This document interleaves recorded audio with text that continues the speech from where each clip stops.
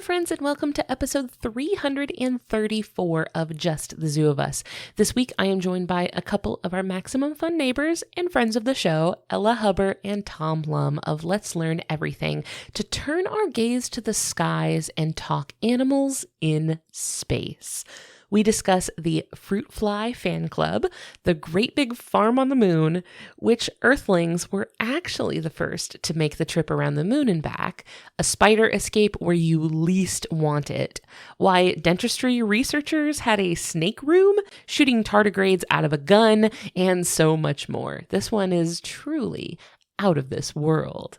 Just the Zoo of Us presents Animals in Space with Let's Learn Everything.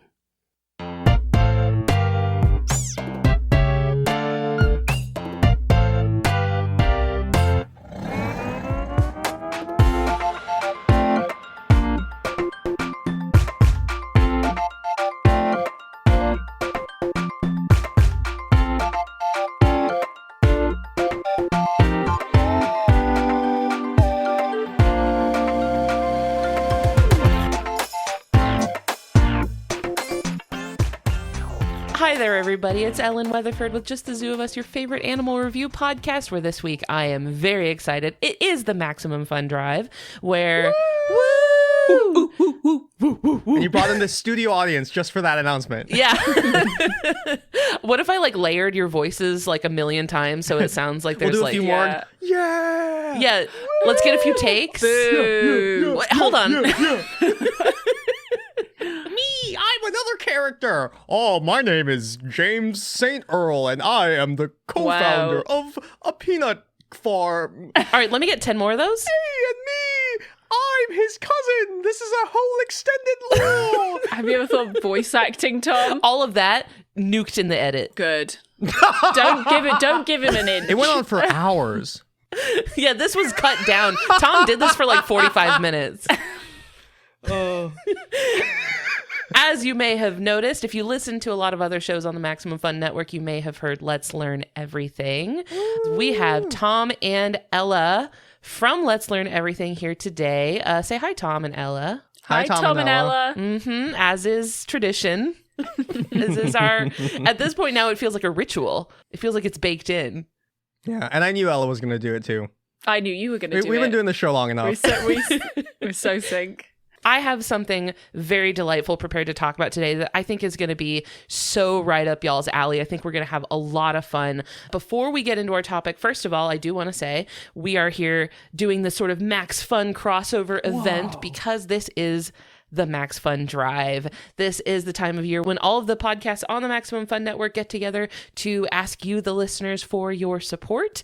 And we say thank you for that support with all sorts of amazing stuff like bonus content. We've got live streams and events. There are also really, really cool gifts that you can actually receive in the mail, physical objects that you can own as a thank you for your support for Max Fun shows. Tom and Ella, you are here with another show on the Maximum Fun Network, which joined a few years ago now, right? You guys have been on since, 2020? I want to say 3? Is it 3 years? It's 4, I think. It's 4? No, really? Wow. Yeah, I think coming up is our 5-year this year, later this year. No, that's I think. the podcast has been going for 5 years this year. So it must be 4 correct. years. It's coming up Yes, 4 yes. years on the Max Fun Drive this Then yes, year. 3. Then yes, 3. So I wanted to point that out because I had never heard of y'all's show or of any of y'all until just now. until just this moment. Actually, someone else scheduled all this. I'm just now noticing. Am I getting your names correct? Is this So I had not heard of y'all's show or heard of any of you until you joined the Maximum Fun Network. And then when you did join the network, I was like, these guys sound awesome. So I started listening to your show. We ended up collaborating on quite a few things. Now I feel like we've recorded together 50,000 times now. By now. We're friends. When I was in Seattle, we hung out. We hung out in person. That's crazy. Went to museums. Oh, did you? Oh, yeah. I know. And so I feel like that's a good thing to say at the beginning. The Max Fun Network, aside from putting out amazing shows that people enjoy listening to, it's really connecting creators in a way that I got to know you guys, and now I've made actual friends through podcasting on Maximum Fun. So I wanted to put that out there so that people know by supporting the Maximum Fun Network, you are supporting something that is really making the world a better place and bringing people together that wouldn't otherwise normally have found each other and making great stuff. So Tom and Ella, what has your experience on the Max Fun Network been like? Dang. Oh, such a wonderful. Sorry. I'm convinced. I wasn't before. Tom, you can head over to MaximumFun.org/join. All right. I've been a Max Fun member since 2017. I remember that because I remember the pin that year was 20 serpentine zag on them. Oh, yeah. So it's been very surreal. And I know Ella was also a fan of some Max Fun shows for a while. And now being part of the network, it's just as cool as you'd hope. I've also been a Max Fun member for a long time because I listened to Ono, Ross and Carrie. And joining was such a treat. Having the support of the network and also knowing that you do not belong to something evil, you know? Especially in this day and age. My God, yeah. Yeah, it's tough out here. Yeah. It's like one of the last true beacons of like optimism in this kind of space, genuinely, and like people coming together and community and support and everything that you want out of podcasting and learning. Yeah. Yeah. You know, whenever I go to like Max Fun meetups and stuff like that, people ask like, what is it like? You know, behind the scenes, you know, you get to actually like work with the network and stuff. And I'm like, it's exactly how you think. Everyone is so nice. Everyone is so kind. They've really been there for it. Even like we've had problems with stuff that we've been able to go to the network and be like, hey, what do I do about this? And they've really been super helpful and super supportive. So yeah, we've had a great experience. So if anyone in a position, if you're driving, don't cause bodily injury to yourself, but do head over to MaximumFun.org/join if you are in a position where you can support. What you can do is you can pull over, put on the hazards, and then scream out your window, I'm supporting Max Fun! Get one of those LED light up signs on the back that's like... Yeah. Where you can like type stuff in and it shows like on the back. It's like... Honk if you support a listener-supported artist-owned network. So on Let's Learn Everything, you guys often bring a wide variety of topics. They can be science, they can be pop culture. I've been on your show a few times and I've brought some strange out of left field topics, which is always really fun. Yeah. Because it gives me a chance to talk about like stuff that's not necessarily animals. I believe you have done the gamut. I think you did Can Fish Drown and also video game controllers. So that really is, the gamut of Which it had all. a surprise interview in it also. I did a surprise journalism for that one. Yeah. I will say it is unfortunately not child friendly. That's right. But if you want to hear Ellen let loose, as it were, I guess. Really, real after hours For content. cool teens. In the spirit of the Max Fun Drive, I do have to say we have done quite a lot of BOCO with Ellen, bonus content that That's you can also get true. if you're a Max Fun member. Oh, so much. You guys, so much. And it's mostly all us doing role-playing, D&D style, playing as rats and then also as pigeons and also as frogs. And honestly, every single time is such a blast. The last time in particular was probably the most fun I've ever had doing. I genuinely... I feel like we get a little better at it every time. Yeah, I think so. All of the bonus content for every show on the network is available to every Max Fun member. So if you already have a membership, you can listen to all of that right now. If you don't have one yet, if you sign up for as little as $5 a month, you will have access to the entire bonus content library, which is including all 26 bonus episodes of our show, because we do a bonus episode every month.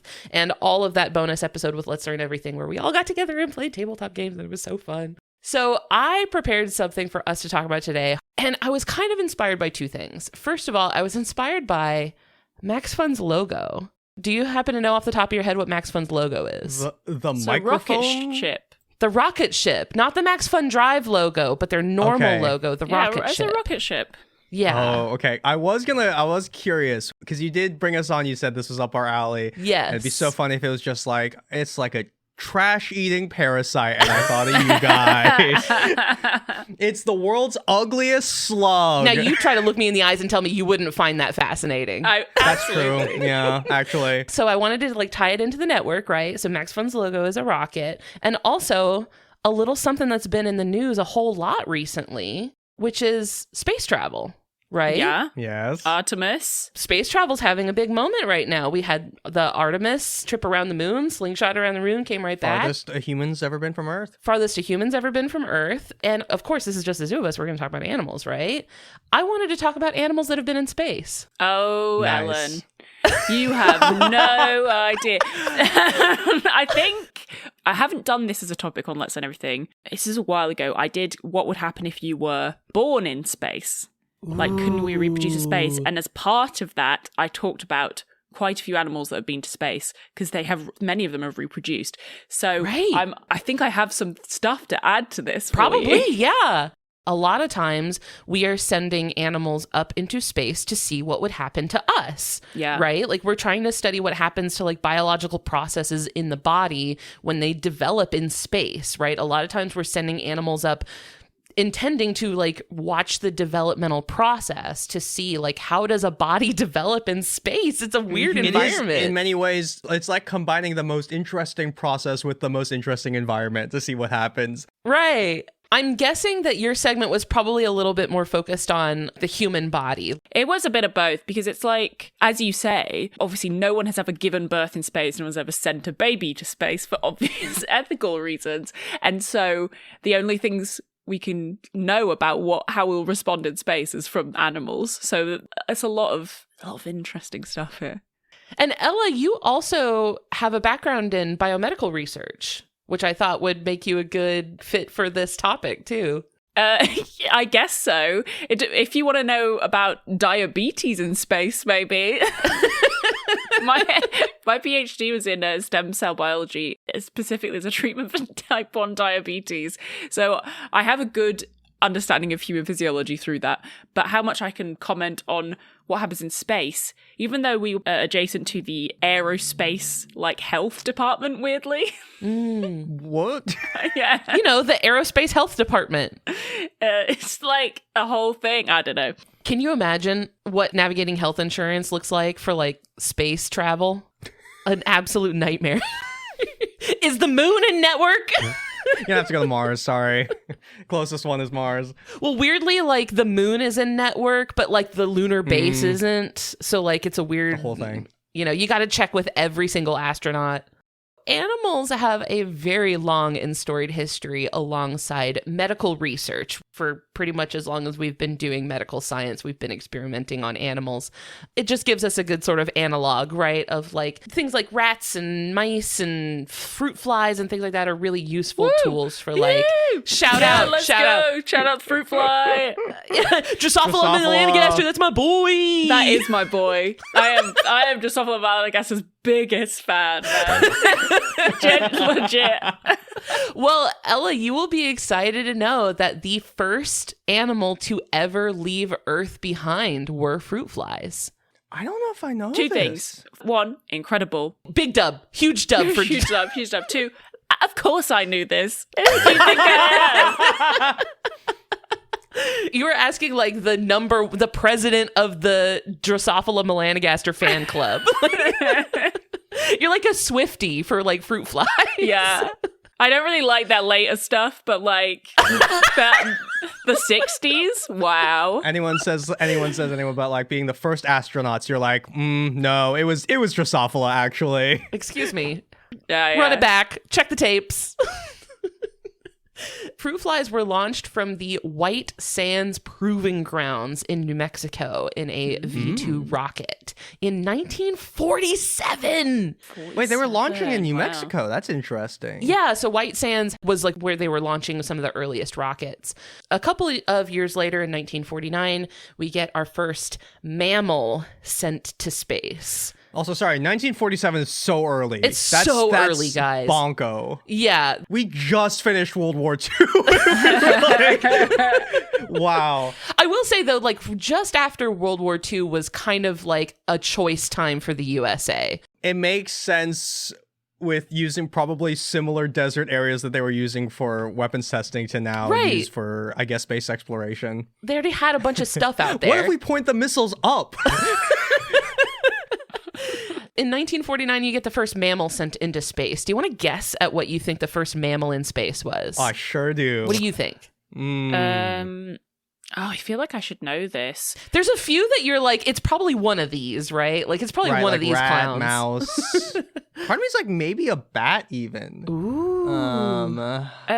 Is it, can I have a clue? Is it like a traditional like lab animal? Yes, it is. Right, sorry. it would be probably the smartest mammal, so it'd be an elephant.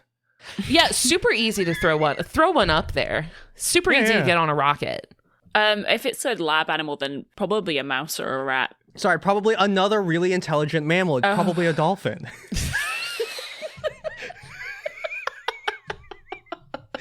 I don't have the capacity for this today. I haven't seen Ella do a facepalm that hard in a long time. This Ella's is beautiful. so This is a locked in wonderful right moment. now.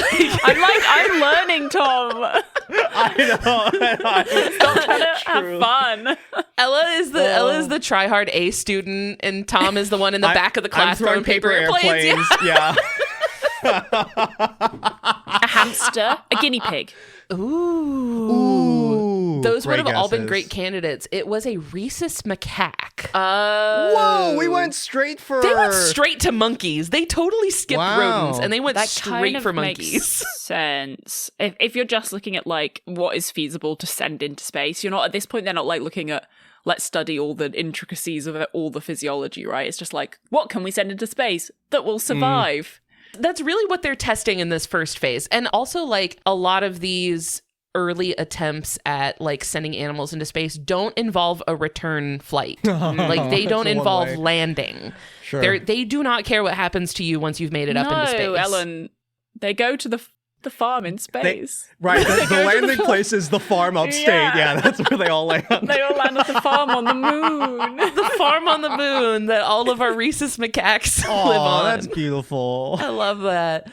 So you see animal experiments with rockets kind of stall out for a while in the USA. They're not necessarily sending a lot of rockets up with animals anymore for a while, but they are still doing tests of animals in weightlessness that they are doing on parabolic flight. Ooh.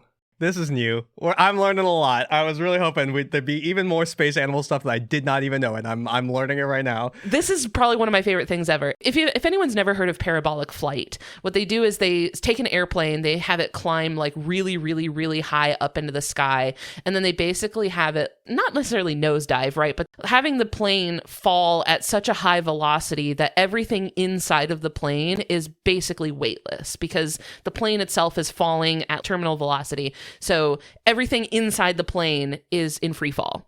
So they do this with cats. No. What I'm a sorry? terrible test animal. There's actually video of it. Would you like to see the video? Yes. Yeah, Yes. okay. This is an experiment involving dropping cats in zero gravity to study their righting reflex. Right.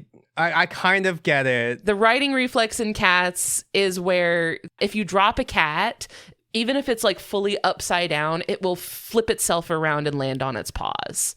All right, you ready for this? In these experiments, you can see the disorientation resulting when an animal is suddenly placed in a weightless state. Cats, when dropped under normal conditions, will invariably rotate their bodies longitudinally in midair at least they're and being very land on their gentle. feet. This automatic reflex action is almost completely lost under weightlessness. Oh no. Oh, now no. we're in zero G. Oh, okay. Oh, no. No, the cats. Oh, they're flailing.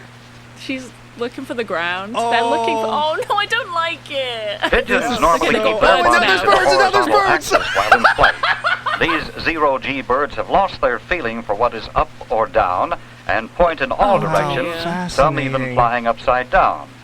I mean, it's one of those things where it's like, what were we expecting to happen? I know. It's like they were totally just like griefing these animals for no reason. I feel like it's so early on, it's barely a study. Part of me is like, yeah, there's some interesting aspects, and we're learning for the first time, these concepts. And also, yeah, for a parabolic flight like that so early on, that's really wild. Like this is Yeah. only shortly after air travel period, right? Only like Yeah. 30 years after flight. Yeah, that's nuts. That would have been, let's see if I can see a date on this. Oh, you know what? If I go to the very beginning of the video, it'll probably show a date.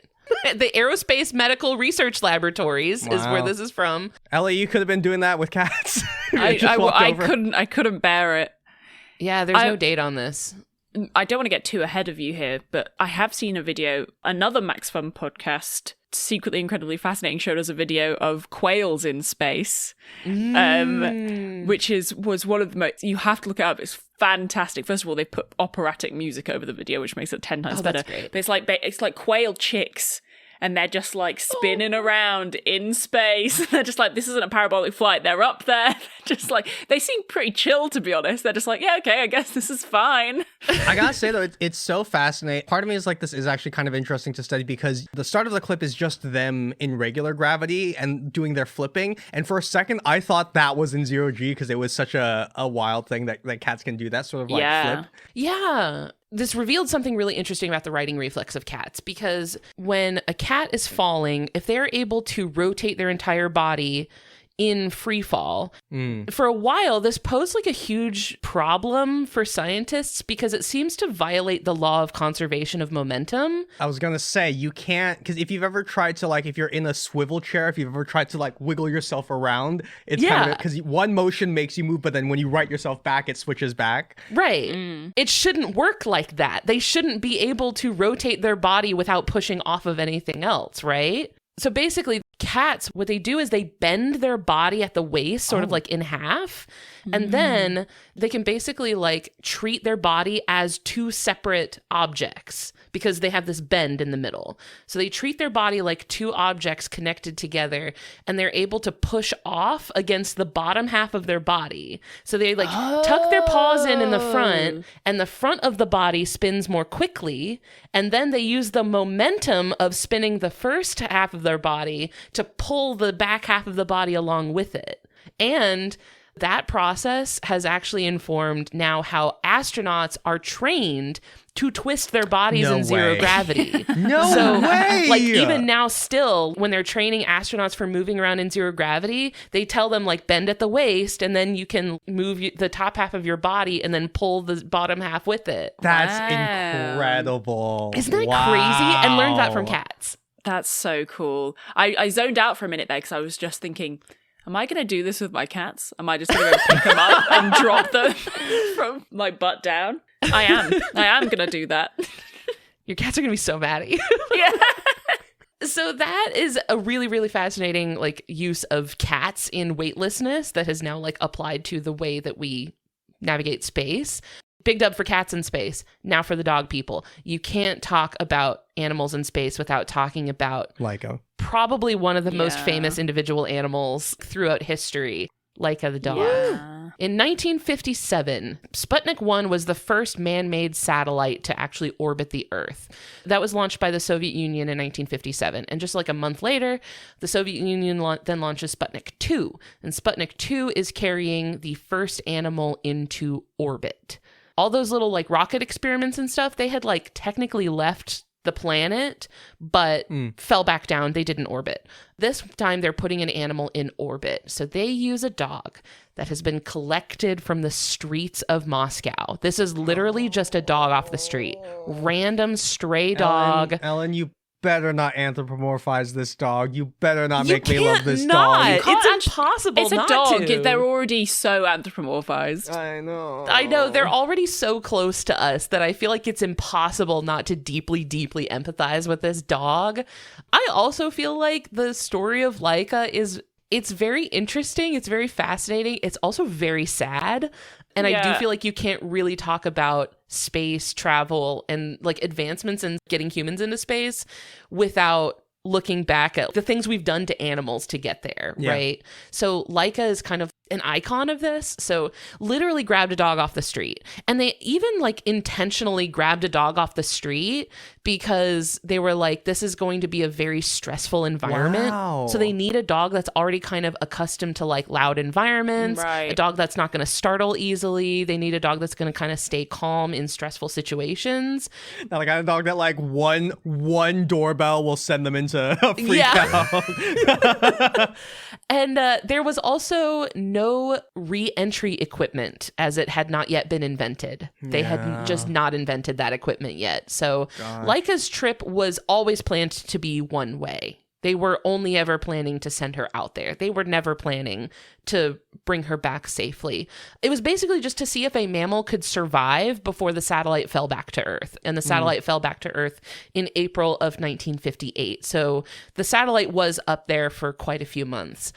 So both the conditions of the flight and the training to prepare Laika, and Laika also wasn't the only one. There were other dogs that they were training for this. The conditions of the training were really awful. It was not good. They were not treating these dogs well. Ethics had not been invented yet.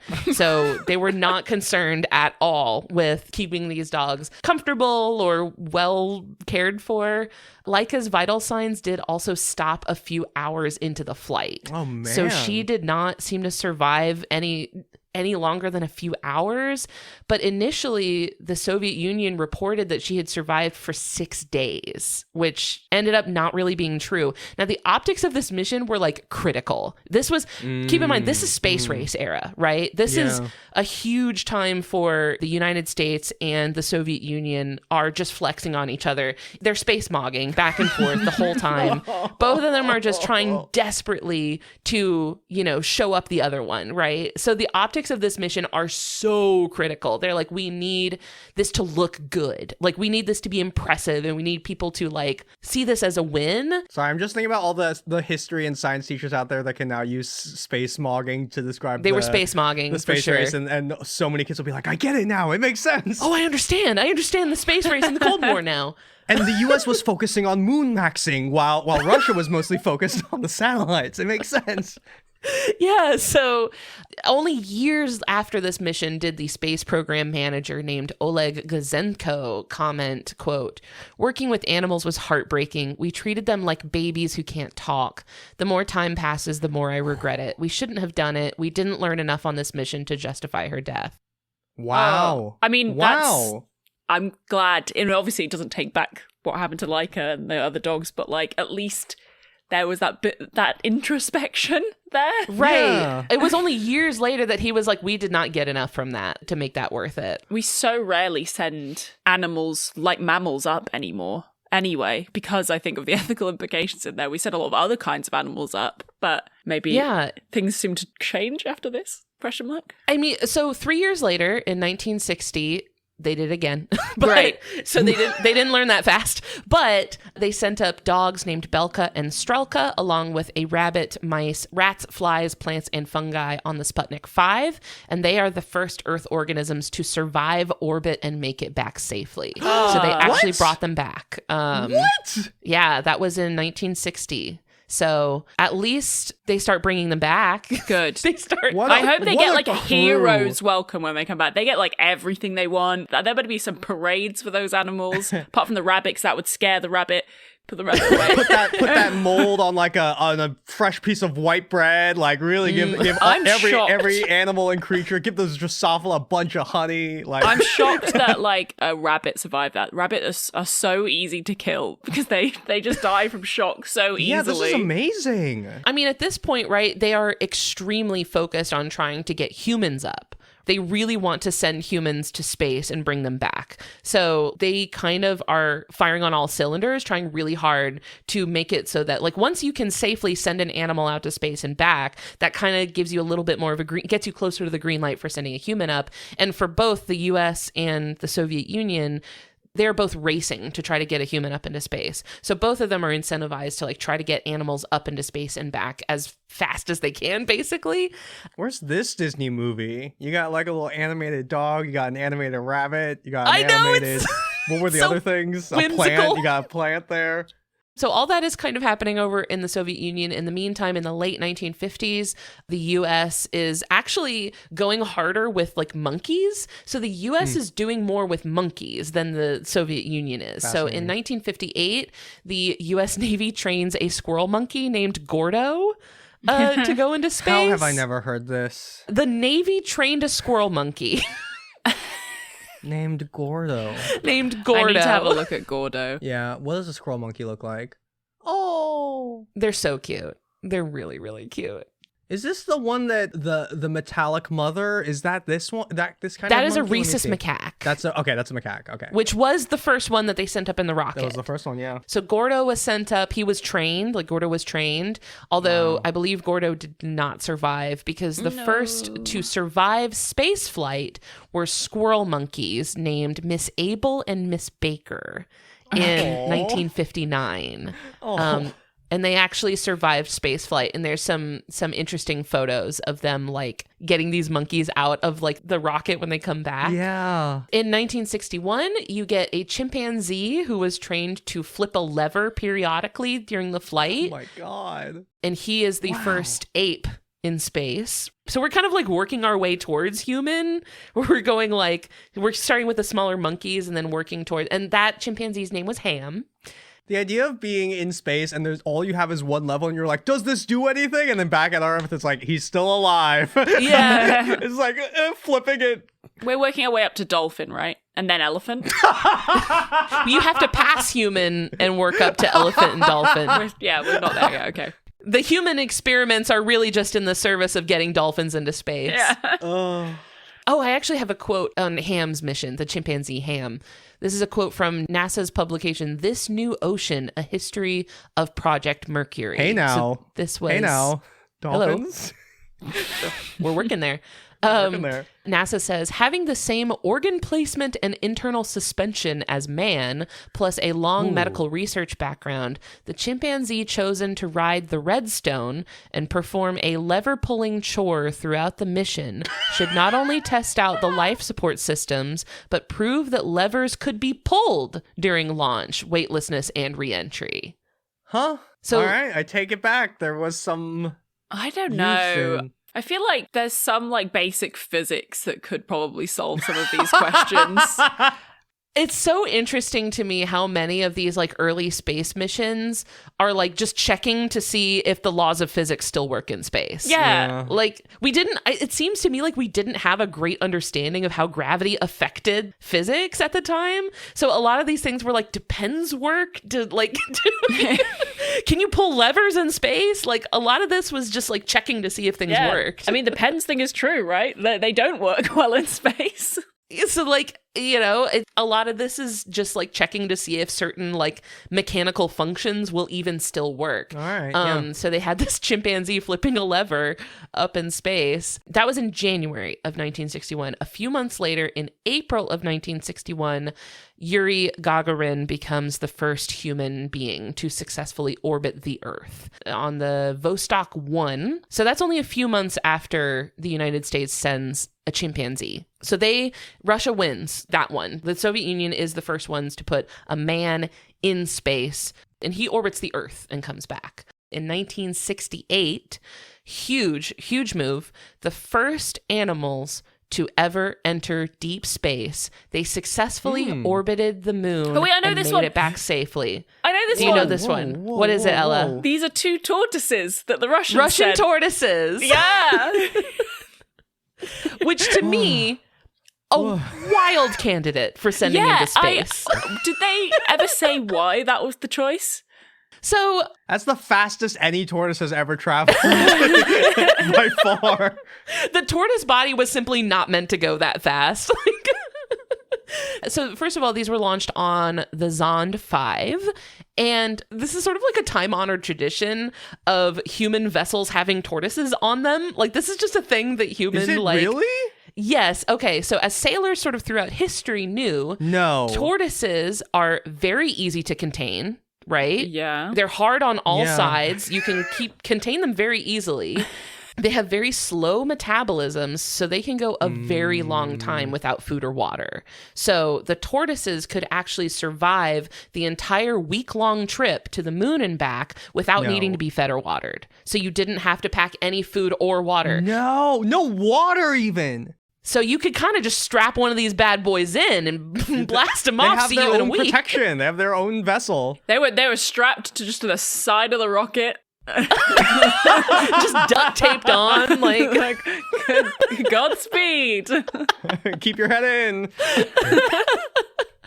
I say this is a time-honored tradition because in our Galapagos tortoise episode, we talked about this a lot. How the same properties of tortoises that made them good candidates for space experiments was also a reason why sailors throughout history often kept giant tortoises on their ships. Really? But for what purpose? To eat them?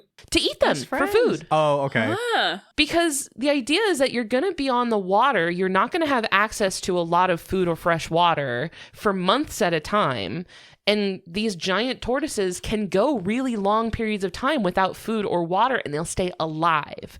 So when you've been out on the water for like weeks or months at a time, you still have a fresh meat source, right? Also, Galapagos turtles are huge. These things are massive. And that also kind of ended up like causing some of the subspecies of Galapagos tortoise to go extinct because No sailors would just way. kind of pull into the Galapagos Islands, Grab some. fuel up, basically, just fill their ship with giant tortoises so that they'd have food. Wild. It was like, you know, like a Buc-ee's in the middle of the ocean where they just pull up and like load up on snacks and keep going. Wild. Jeez. I was thinking about this a lot as I was hearing the news about like the Artemis trip, you know, because that's the exact same thing, right? Like orbiting the moon and coming back. Yeah. So this whole time I'm thinking tortoises did it already in the 60s. I like it when people describe these kinds of missions as like the first earthlings Yeah. to do something, first earthlings to orbit the moon. Like, that, you know, we said Artemis is the furthest a human has gone from Earth, but it's not, you know. They're not the first Earthlings. Yeah, and that's cooler. That's a way bigger achievement. There's maybe some room for calling them the first Earthlings who did it on purpose. The first Earthlings who went intentionally. The first Earthlings who consented. Yeah, because for the tortoises, someone just grabbed them and put them on a rocket. They had nothing to do with it. Think about how many levers. Did they survive? The tortoises did survive. Yeah. Amazing. The tortoises were fine. Tortoises are just built different. They can survive anything, basically. That's wild. Hey y'all, since this is the Max Fun Drive, I actually don't have any promos for you here like I usually do. Instead, I just want to remind you to head over to MaximumFun.org/join to support podcasts on the network like Just the Zoo of Us and Let's Learn Everything. For as little as $5 a month, you can get access to all of our bonus content and listen to all the times I played TTRPGs with Let's Learn Everything. As a reminder, those episodes are not family friendly. Plus, all of the other bonus episodes. As I mentioned before, there are a lot. And yes, our bonus episodes are family friendly. The bonus content is available year-round, but if you begin, upgrade, or boost your membership by May 1st, there are a ton of awesome gifts you can get, like a keychain for our show that says everything's coming up isopod, or a keychain of the bee from the Let's Learn Everything cover art, which is adorable, along with some other really cool gifts like a zippered pouch and an insulated stainless steel water bottle. Once again, like we mentioned earlier during this episode, your support makes shows and collaborations like this happen. So if this show and the other ones on the network mean something to you, it would mean the absolute world to us if you head over to MaximumFun.org/join and come be a part of it. Thanks. Back to the episode. I wanted to talk about some other instances of some perhaps surprising animals that have been sent into space, you know, because there's a lot of missions where they're sending up mice or they're sending up rats or sending up, you know, things that you would probably expect. But some of these experiments were very surprising to me. One of them was in 1973 as part of NASA's Skylab student project. A high school student in Lexington, Massachusetts named Judith Miles. Dolphin. What? Dolphin. I'm going to let you keep thinking that they're going to be dolphins. I know you're saving it to the end. So Judith Miles proposed an experiment on web formation in zero gravity, looking at how spiders would adapt to a zero gravity environment. Ella, tell me about the space spiders. This is an orb weaver, right? Yeah, an orb weaver spider. This is one of the things we did cover on the Space Babies, because one of the things we need to know is like, if something is born in space, can it orient itself? Right. And spiders, orb weavers orient themselves by gravity and by the sun. I know there was maybe several instances of this, and one of them was that there were too many flies. The flies overpopulated, and then they couldn't actually see the spiders in their like enclosure because there were so many flies. Is that right? I don't know if the this flies, was mentioned like, on the podcast. The flies topic. crowded like the window, so you actually couldn't see into the enclosure anymore because there were too many flies. Yeah. Oh no, sorry. Whoa. I did not do this on the podcast. I did it as a TikTok video that's long funny. time ago. Wow. But they did it again, and because there's no gravity. First of all, their webs look crazy. They're not like normally shaped and beautifully kind of symmetrical, but they orientate themselves entirely by the light in their enclosure, I think was how it changed, if I remember correctly. Yeah, they got some really, really good photos of the spider webs that were built in zero gravity. There was also, like, aside from the problem with the fruit flies overpopulating and crowding the, like, viewing, like, portal, there was no control group. They just sent the spiders up, and they were like only looking at the webs that the spiders were building in space, but they did not have like a similarly situated spider like on Earth. So they didn't have anything to like compare it to. So like Ella mentioned, in 2008, they basically repeated the study, this time with a control group. This is a quote from an article about this experiment. The backup spider, L. patagius, somehow managed to escape from its holding chamber into the main observation chamber, leading to the situation that both spiders were in the main observation chamber together. So just space spider escape is just space great. Spider escape and containment. That's the space spiders breach containment, and baby. then Ridley Scott heard about this and was like, I got an idea. Were there humans on with them in this? This was at the International Space Station, yes. So there would have been humans around. God, that I mean, look, I like spiders, but that is a nightmare, right? You're like, oh Yeah, great, there's a spider loose. There's a spider loose on the International Space Station. I thought this was the one place I would be free of spiders. You're never safe. I will say, it seems to me, my interpretation of this is that the spiders just got into a different chamber of like the experimental area. But the fact that could even happen means that there is Right. a chance of critical failure and spiders being loose in space. Yeah. The idea of that conversation with Mission Control, where it's like, all right, Mission Control, we're up in orbit. I count 2 spiders. It's like, 2? It's like, yeah, it's 2. It's like, confirm that one more time. You said 2. I'll be right back.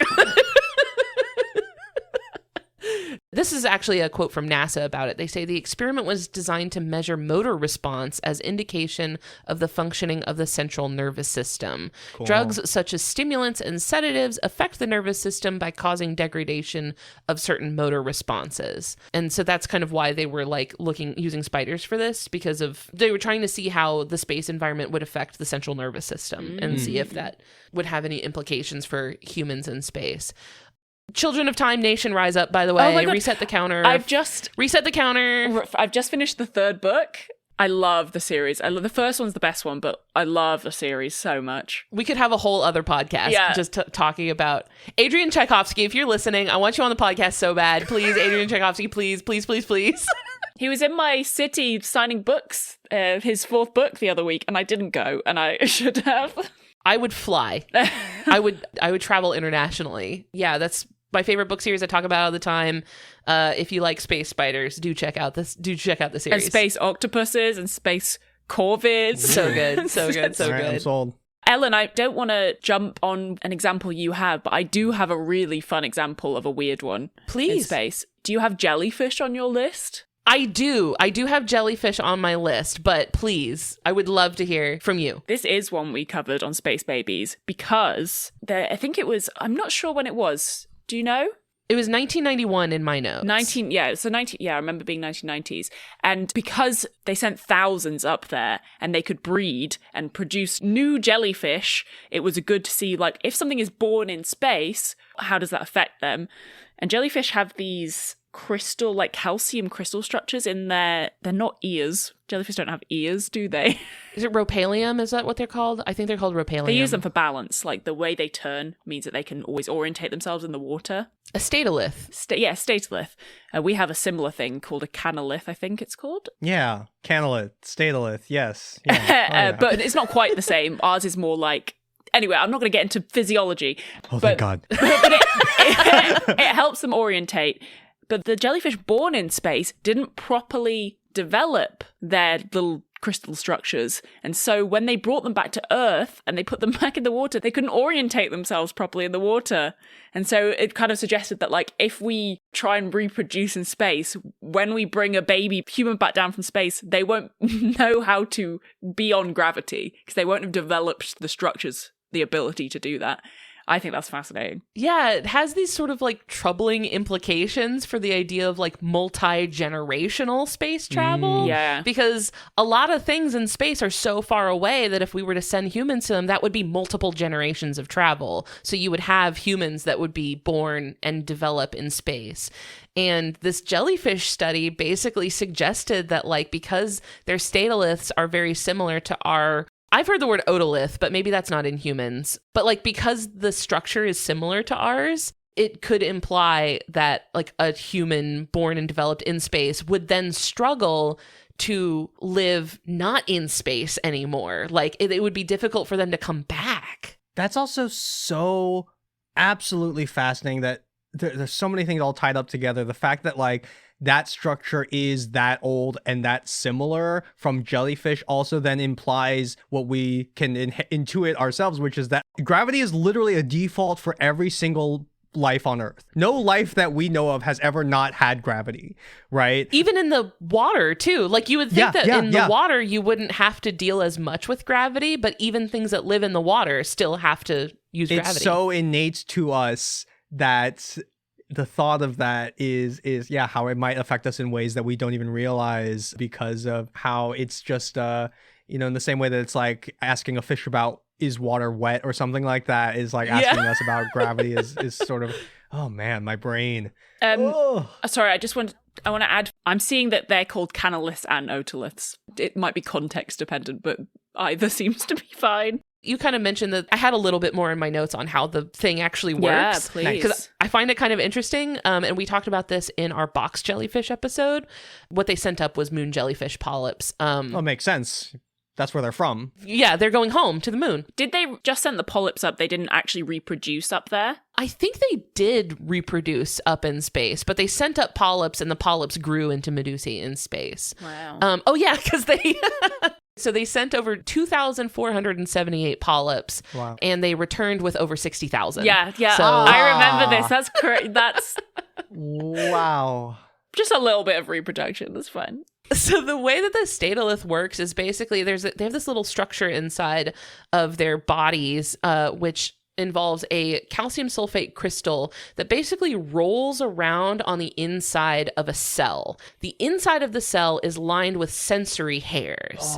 So as the crystal hits the hairs on the inside of the cell, it tells the jellyfish whether they're pointing up or down based on where in the cell the crystal is hitting, which is very similar to how our inner ears work. Biological machines are so flippin' cool. That's wild. And I feel like this is also convergent evolution too. Like, I don't know if our common ancestor had this. I don't know if this is something that developed independently in like our lineage and jellyfish lineage because we're so distantly separated. Or maybe something similar. I feel like being able to orientate in gravity must be something that is very necessary for all beings on Earth. Or for something that at least has control over its own movement. Something that would be like sessile would be, you're just going to fall where you fall. But like for something that is in control of its own movement, you would need to like know which way you're facing. If this is convergent or like shared, that would be interesting to find out. Tom, I like how you're like so excited to be hearing this. You've heard this all before.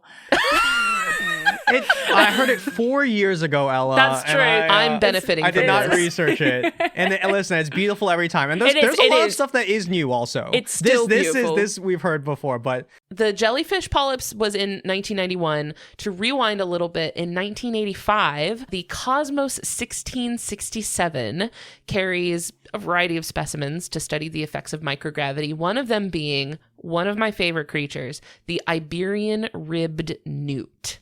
Which is a species of salamander that, when threatened, if they are defending themselves from a predator, pushes their rib bones out through their skin to form defensive spikes on the side of their body. That's incredible. So they push their rib bones out to make spikes. It is wild. And then just like Wolverine, who also shings his bone, they're not his bones, but shings things out of his skin. Just like Wolverine, their real power is regeneration. So they heal their skin over the punctures in their skin every single time, which means every time they use the spikes, they have to re-pierce their skin all over again because the skin heals back up. It hurts every time. Which is an ability seen in a lot of salamanders, like axolotls. Axolotls can do this too. So they were sending these ribbed newts up into space, and repeated experiments with them showed that they actually healed faster in space. What? Oh. Like their skin healed a lot faster in space. So here's a quote from the study. We now know that space flight does not depress regeneration in lower vertebrates, but in fact... I thought it must. That would be my hypothesis, is that it would slow healing. Right? They say it in fact stimulates restoration of the lens, forelimb, and tail. Regeneration of these organs is faster and more synchronous in space. Marvel writers listening. Marvel writers, write this down. Comic book writers, send Wolverine to space. Do they put him in space? He gets a space buff. I guess I wouldn't have thought either way. Maybe I would have thought that like in microgravity and zero gravity, your blood is moving around more equally around your whole body or something, and so it's carrying the factors for healing. They go on to say the basis of this accelerated regeneration is an increase of cell proliferation. The stimulating effect appears long-term, occurring not only during flight, but also for a long time after flight. Why does space travel increase cell division? That one I do not know. That's fascinating. Which might carry some implications for like cancer development, I feel like. Like you might be more prone to like developing cancer in space, maybe. But also, I don't know if humans are experiencing the same stimulated regeneration of cells. This is only documented in amphibians. Maybe if you already had cancer and you went to space, it would stimulate it. Maybe. But you're not going to get cancer more readily. Well, you will, because if you're not properly... Other stuff. There's a lot of factors. Because of other If stuff. you're not properly protected from radiation, that will increase your risk of cancer. But if you don't already have cancer, then I don't think this would be a problem. But maybe for wound healing, has anyone ever given an astronaut a cut in space? That would be pretty interesting to see if they've healed faster than on Earth. Yeah, I don't know. This was from a study that was published in 2002. So they may have done more human-focused studies since then. It's so cool that we're still in 2002 learning things that almost feel like they could be from the 40s, where it's like healing in space. We sent a newt to heal in space. It's but I'm sure much more we're able to learn these more nuanced or smaller scale things now that we're able to study them better. That's really cool. I have one more thing that I feel like maybe a lot of people heard about. This was really all over the news cycle a few years ago. I want to talk about tardigrades in space. So tardigrades actually had been pitched, suggested as model organisms in space research as early as 1964. So in the 60s, people were like, we should send tardigrades up. They didn't really do it. It wasn't until 2007 that we got the boys up there in the Photon M3 mission. So finally we get tardigrades in space in 2007. An important thing to know about tardigrades and why they were suggested as good models for space research is that tardigrades, first of all, they are tiny, microscopic little invertebrates. They're super tiny. They're also called water bears. They just look like they're inflated with they look like they're made of water balloons. They have little paws. They look like they're snuffling around, they give snuffle vibes. Yeah, they look like a little mole almost. Yeah.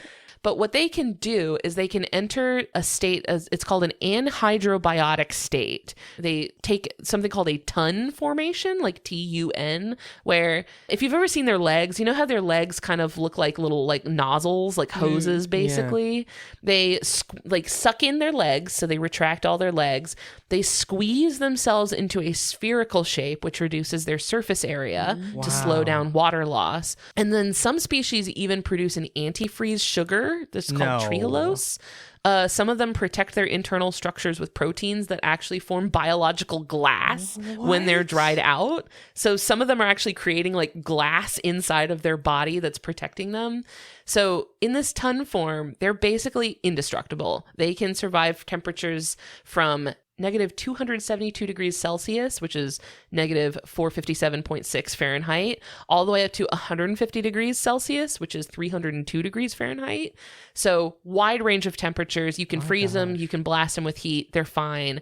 And in this 2007 experiment, they were exposed not only to the vacuum of space, like it was the sort of thing where they just slapped them on the side of the vessel, Yeah. right? Oh, actually. And just left them exposed to the vacuum of space. So not only the vacuum of space, but to intense solar radiation. Yeah. Like they didn't protect them from the solar radiation at all. They just blasted them. Most of them, I will say, did not survive.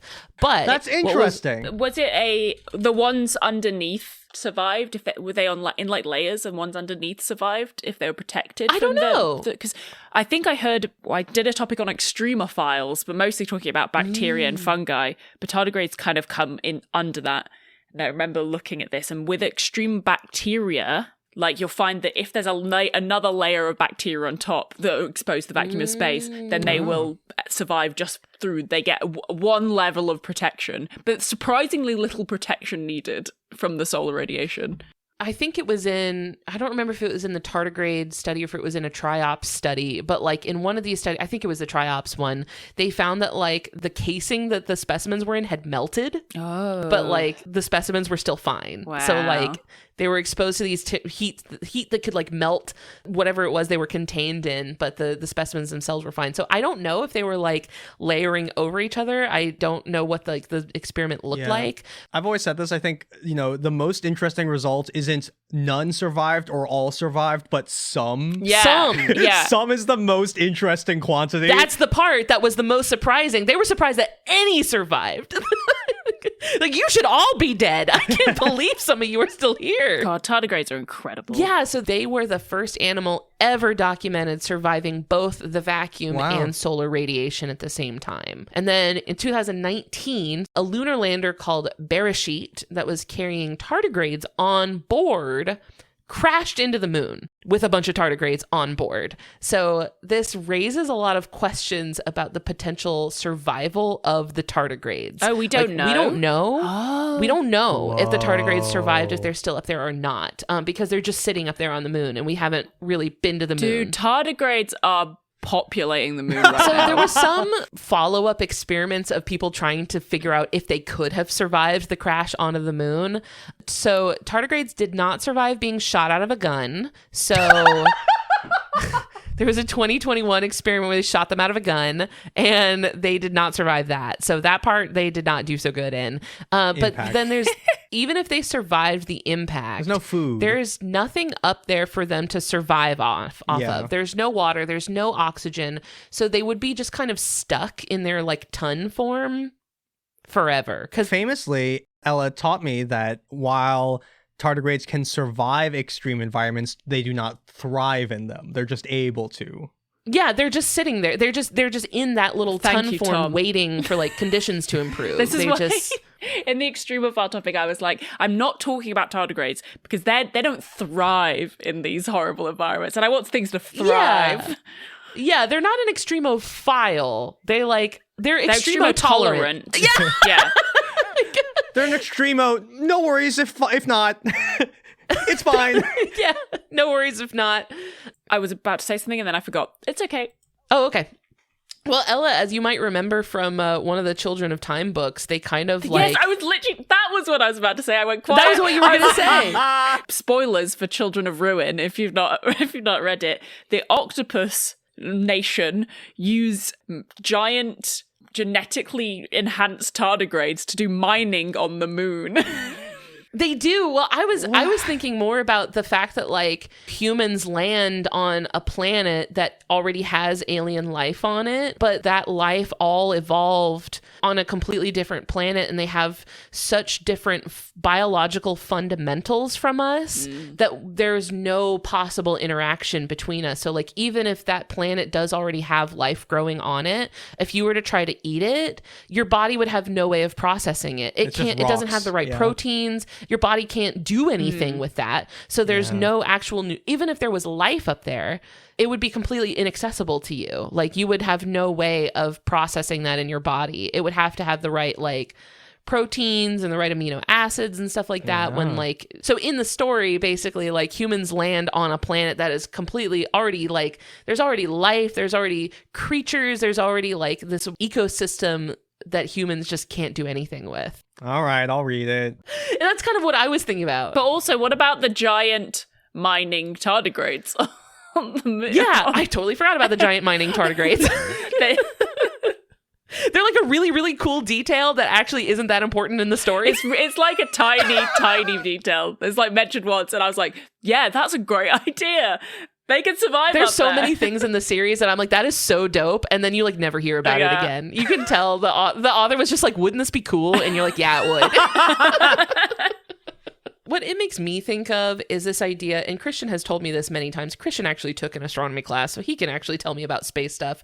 And one of the things that he has told me that I think is fascinating is the idea that like the moon is a piece of the Earth that got chunked off, right? So like it has happened before in the Earth's history where massive pieces of Earth get like hit and smacked off into space. And this was one that just happened to fall in the right place where it stuck around. So that makes me wonder if at some point in like the development of life, right, when we had like very, very simple early organisms, would it have been possible for something to hit a chunk of the Earth that had some early life on it and it gets blasted off into space? This is a real theory. It's a very contentious theory, but this is how life was brought to Earth. The very early life was brought to Earth by something hitting the Earth. The moon wouldn't have anything on it because it was before life ever came to Earth that we know of, or even like the smallest constituents of life. I also feel like that's such a phenomena. I don't know who's surviving that. I feel like when we have a collision like that, like the everything that's normally solid is liquid, and well, it's not about that's it. You have to think much smaller than like not even cells. You're talking about like amino acids, like the little protein chains, the and building stuff like that. blocks of like the very basic life. I think is something that people think is feasible. That's either how life came to Earth or how it might be going to other places, but contentious. Yeah. It does activate my sci-fi brain, though. Oh, yeah. Oh, yeah. So those were all the stories I had of animals up in space. I did have a final sort of wrap-up question to pose to y'all, which is who's next? Oh, in space? Which animal? Yeah, who are we sending up next? Go on, Tom. Say it. Sharks? I know you want to. Is that what? He's not going to do it Did now. I have, what? He doesn't perform on command. I know. I don't know what you're talking about. Sharks? Porpoises? What? I don't know. What would be a good one, though? I think we've done so much now. What possibly... Have we done bees? Bees. That's good. I feel like we would have heard if I know they've done flowers. They've done like flowers and little like gardens, and they've sent some vegetables up and started growing vegetables. They have done bees. Because when I was reading about the triops studies, a lot of times when they're sending up animals and plants and stuff into space, they're trying to see if these species would be feasible to grow as food sources in space for longer term space travel that wouldn't require like resupplying from Earth. For with triops, they were trying to see if they could basically grow them as a sustainable food source in space to see if they could like continually grow them long term. And with triops, they were sticking the eggs on the side of the ISS exposed to space. So they were trying to see if they could transport them easily without having to like maintain their temperature and stuff like that. So I do wonder about the idea of sustainability, like sustainable ecosystems in space travel. Insects. You got us just like, we just got to get over our squick factor of eating insects, because surely that, like, fruit flies,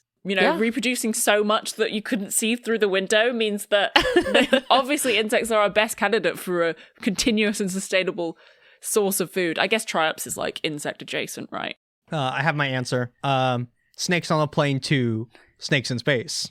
Ooh, now we're getting somewhere. Snakes on the ISS. But also how they slither. Have they sent snakes to space? That feels like something they would have done. I've checked. It doesn't seem like they have. Yeah, I don't think so. I think snakes would have a uniquely terrible time in space. Because the snakes are really popular model organisms for tooth regeneration. In the university, What? I did some mouse work during my PhD, and there was, down in the like animal rooms, there was a snake room. which I was too scared to go in. But they were all there for like looking at how they regenerate teeth because they're so good at it. And so it was the dentistry research department. Oh, that is cool. And so I feel like that could be a pretty interesting like bone regeneration study in space, like how that happens. I do think snakes would uniquely struggle in space. Yeah, it's like, how would they actually move themselves? Because do they need friction most of the time? Like, they need a surface to push off of? Oh, that'd be interesting. Speaking of another interesting motion, moles digging in space. Ooh. Yeah, well, Tom loves moles. We did a topic where we As you should. We found a great video. They put moles in couscous to see how they dig. And so just put that same experiment in space. You know who I feel like would be a great candidate for that would be the star-nosed mole, which is like a very aquatic adapted mole, like a mole that's adapted more to swimming. I would be interested to see whether the movements that a star-nosed mole would use in zero gravity would more resemble their digging movements or their swimming movements. Like to see how if they would respond as if they were digging or if they were swimming. Because they have different sort of motions for each one, right? I would be interested to see how they would navigate a zero gravity environment. Yeah, that would be interesting. Now, Tom and Ella, for anyone who has had a good time listening to you guys here today and wants to learn more, perhaps learn everything, tell people where they can find you. You can listen to our podcast, Let's Learn Everything. If you're listening to this podcast, you can find it where you get other podcasts. If you want to join our Discord or find some other info about us, you can go to letslearneverything.com. Sorry, I didn't mean to leave that to you, Tom. Just as you asked, Ellen, a cat jumped on my lap. Yeah, I noticed the cat. What is the cat's name? Can we get an intro for the cat? This is Charlie. He's purring. Maybe you can hear. A surprise. Oh. This is our producer telling us we need to stop. He's here to rap. What a nice cameo. A nice surprise guest. Yeah. Well, thank you guys so much for being here. Thank you for learning with us. I will also have links to everything in the episode description so that anybody listening can click through and go learn everything with you guys. I've been on a few episodes, so if you search my name for it, you'll find some cool places to start. Ellen is best friend of the pod. Am I the guest who's been on the most? Am I the most appeared guest? You gotta be. You have to be, yeah. Yeah. Must be. And you're our favorite, and that's the important thing. Don't tell the others. Well, hopefully the others don't listen to this podcast because I'm leaving it in. That one's for me, baby. The idea of Hank Green texting us being like, it's not me. Sad face. Sorry, Hank Green. Sorry, Hank Green. Better luck next time. Try harder. Thank you so much, Tom and Ella, for being here. It was a delight, as always. I love talking to you guys. I have so much fun. And also, I'm really glad that you guys were able to, like, bring a lot of supplemental information. Like, I knew I had the right people on. It was such a treat. Any excuse to talk about animals in space. I'll do this again. Bring us back in a year. Do the same thing again. I'll still be just as happy. They sent a lot of them. There's a lot to cover, apparently. And I will have forgotten all of my notes. So it will be new stuff to me. And you know what? Hopefully we've recruited some new members of Drosophila Melanogastronation. Please. Fruit Fly Nation, sound off in the comments. All right. Thanks, guys. It was a blast. We'll talk to you later. Bye. Bye. Thank you all so much for listening. And just as one last reminder, if you like hearing things like this and want to support us and get great bonus content and gifts, please head over to MaximumFun.org/join by May 1st. Memberships start at only $5 a month, and I promise each one has real impact and contributes to the creation of something joyful on this pale blue dot.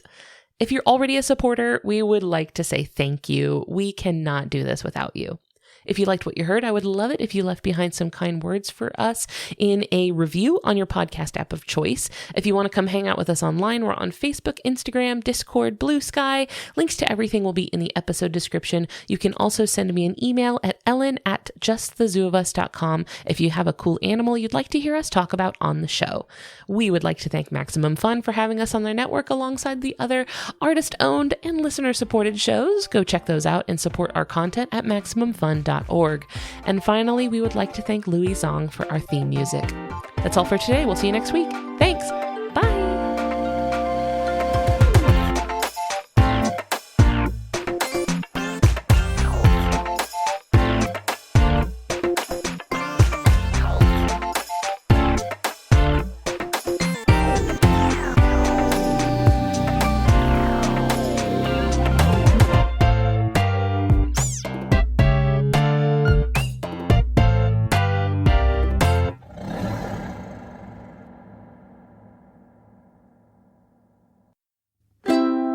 Maximum Fun.